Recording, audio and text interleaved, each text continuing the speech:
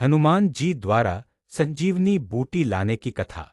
लंका का युद्ध अपने चरम पर था। भगवान श्री राम और रावण की सेना के बीच भीषण संग्राम हो रहा था। चारों ओर रणभूमि में शंख घंटों की गूंज, रथों की टंकार, धनुष की टंकार और वीरों की गर्जना सुनाई दे रही थी। हर कोई अपनी पूरी शक्ति से लड़ रहा था। लेकिन तभी एक ऐसा क्षण आया जिसने पूरे युद्ध की दिशा बदल दी।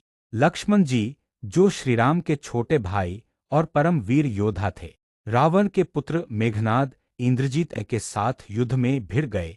मेघनाद अत्यंत शक्तिशाली था और मायावी युद्धकला में निपुण भी। उसने एक दिव्य अस्त्र का प्रयोग किया और लक्ष्मण जी गंभीर रूप से घायल होकर रणभूमि में गिर पड़े। पूरे युद्धक्षेत्र में शोक की लहर दौड़ गई। श्रीराम स्वयं व्याकुल हो उठे और विलाप करने लगे, हे भ्राता, तुम्हारे बिना इस जीवन का क्या अर्थ है।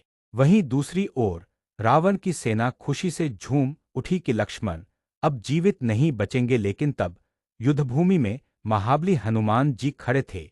उनका हृदय श्रीराम और लक्ष्मण की सेवा के लिए ही धड़कता था। उसी समय महर्षि सुषेण वैद्य को बुलाया गया।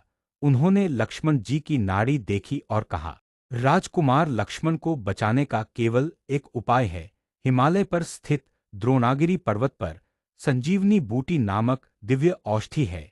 यदि वह जड़ी बूटी सूर्य निकलने से पहले यहाँ पहुँचा दी जाए तो लक्ष्मण जी पुनः जीवित और स्वस्थ हो जाएंगे। यह सुनते ही हनुमान जी आगे बढ़े और बोले, हे गुरुवर, समय बहुत कम है। सेना में कोई और यह कार्य नहीं कर सकता। मुझे आदेश दीजिए, मैं अभी संजीवनी बूटी लाकर राजकुमार लक्ष्मण के प्राण बचाऊंगा। सभी के मन में हर्ष की लहर दौड़ गई। श्रीराम ने अश्रुपूरित नेत्रों से हनुमान जी की ओर देखा और बोले, पवन पुत्र, आज तुम्हारे साहस और भक्ति की ही परीक्षा है।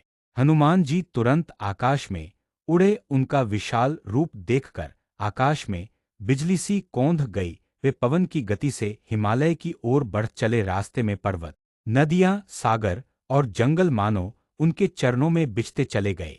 जब वे द्रोणागिरी पर्वत पर पहुंचे तो समस्या यह थी कि वहां असंख्य जड़ी बूटियां थीं, हर जगह चमकती हुई दिव्य आभा बिखेरती औषधियां नजर आ रही थीं। लेकिन हनुमान जी यह नहीं पहचान पाए कि इनमें से कौन सी संजीवनी बूटी है। उन्होंने सोचा, समय बहुत कम है। यदि ढूंढने में देर हो गई तो लक्ष्मण प्रभु को खो देंगे। ऐसा नहीं होना चाहिए। तभी उन्होंने एक अद्भुत निर्णय लिया। उन्होंने पूरे पर्वत को अपनी